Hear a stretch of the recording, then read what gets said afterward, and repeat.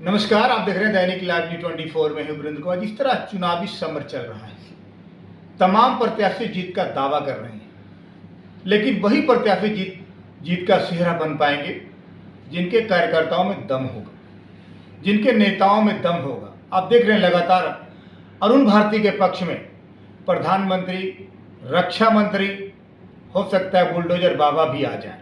अभी कार्यक्रम फाइनल नहीं हुआ है। ऐसे में लोक जनशक्ति पार्टी रामविलास के वफादार सिपाही हमारे साथ जुड़ेंगे। आबिद कौसर जी किसी परिचय का मोहताज नहीं। आप जानते हैं चिराग के वफादार सिपाही में से आबिद कौसर भी एक हैं। क्या कुछ रुझान होगा आप अच्छी तरह जानते हैं। जब चुनाव होता है ना, जात जमात सब कुछ देखना पड़ता है, और खास करके बिहार में जाति का बोलबाला होता है। और सबकी नजर जानते हैं मुस्लिम वोटों पे होता है। सबको लगता है मुसलमान का वोट हमारी जागीर है। मैं किसी पार्टी की बात नहीं करना चाहता। हर एक बंदा, हर एक नेता की नजर मुस्लिम वोटों पे रहता है, और तमाम मुस्लिम समाज के लोगों को मैं खुल के कह सकता हूं कि कुछ लोग यूज करते हैं फिर फेंक देते हैं। हमारे साथ आबिद कौसर जुड़ेंगे। मैं जानना चाहूंगा कि मुसलमानों को वोट इस बार किधर जाएगा। बने रहिएगा हमारे साथ। आबिद साहब, बहुत स्वागत है आपका हमारे चैनल में। आपका भी धन्यवाद आपके चैनल के माध्यम से। जी, क्या कुछ लग रहा है? तमाम लोग, तमाम पार्टियां मुसलमान के वोट को अपनी जागीर समझते हैं। आप मुसलमान का कद्दावर नेता है। तमाम पार्टियां नहीं, कुछ पार्टी है तथाकथित पार्टी जो अपने आप को मुसलमान के वोट को अपना जागीर समझते हैं। इसमें से कि महागठबंधन के जो एक पार्टी है, हम तो नाम लेना नहीं चाहते हैं उसका, ना उसका चुनाव चिन्ह बताना चाहते हैं, मगर वो पार्टी जो है मुसलमानों के वोट को अपनी जागीर समझते हैं। एक समीकरण बनाए हैं, माई का समीकरण, जो एक झूठा समीकरण है, फरेबी समीकरण है और बेबुनियादी समीकरण है। आपको याद होगा आबिद साहब, झाझा से राष्ट्रीय जनता दल का विधानसभा का प्रत्याशी बने थे राशिद अहमद। क्या उनको वाई समीकरण ने वोट डाला था? वीरेंद्र जी, आपको याद होगा कि राशिद अहमद साहब 22-23 हज़ार वोट लाए थे, जो कि 54-55 हज़ार वोट तो अल्पसंख्यक समुदाय का ही झाझा विधानसभा में। अगर राशिद अहमद साहब को उनकी वोट मिलती, उसी समीकरण का बाई का वोट मिलता, यादवों का वोट मिलता, तो राशिद अहमद का वोट राजेंद्र यादव से कमोबेश 70-75 हज़ार वोट आता, ना कि 22 हज़ार वोट आता। तो क्या लगता है, यादव को या फिर मुस्लिम को या फिर राजनीतिक पार्टियां यूज करती हैं? एकदम यूज करती है, झूठा यूज करती है, डरा के यूज करती है, धमका के यूज करती है कि हमको नहीं दोगे तो वो आ जाएगा। ऐसा कुछ भी नहीं होगा। अर्चना रविदास यहाँ की बेटी हैं।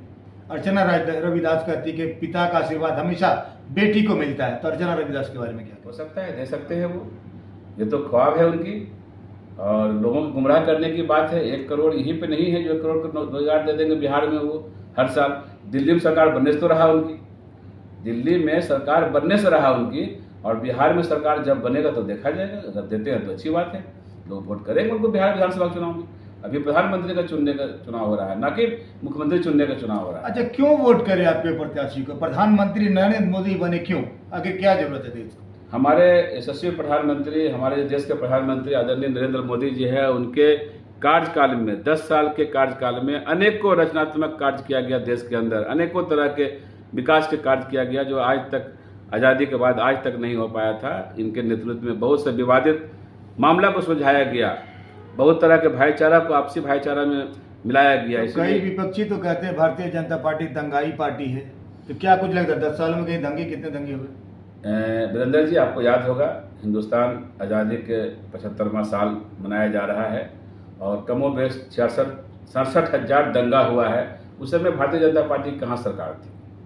उस समय तो इसी गठबंधन की सरकार थी, और ये भारतीय जनता पार्टी की जब सरकार बनी है तो हम आपको सही बताना चाहते हैं, हमारा जो जिला है, हमारा जो लोकसभा है, जमुई, बिहार, झारखंड, ये अति नक्सल प्रभावित क्षेत्र था। जब से इंडिया गठबंधन की सरकार देश में आई है, नक्सली समस्या को खत्म कर दिया गया है, और लोग सब अमन चैन से रह रहे हैं, विकास की ओर अग्रसित है हमारे देश। तो क्या कुछ लग रहा है एनडीए के जो एनडीए के प्रत्याशी अरुण भारती या फिर जमुई की जनता हेलीकॉप्टर पर सवार होगी आगे? बेशक जमुई की जनता हेलीकॉप्टर पर सवार होंगे, बेशक, उसमें कोई शक की बात नहीं है।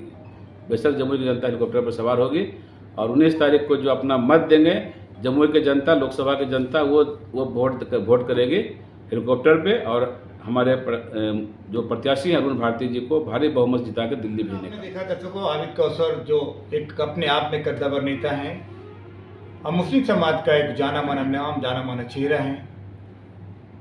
तमाम मुस्लिम समाज के लोगों से अपील कर रहे हैं, गांव-गांव जाकर लोगों से मिल रहे हैं और एनडीए के पक्ष में मतदान कराने के लिए लोगों को समझा रहे बुझा रहे हैं। अब देखना दिलचस्प होगा 19 तारीख को जो मतदान होगा, जमुई की जनता वैसे भी पढ़ी लिखी समझदार जनता है, भोली भाली जनता है और आगे देखने वाली जनता। अब देखना दिलचस्प होगा कि आप अपना अनमोल मतदान कहाँ करेंगे।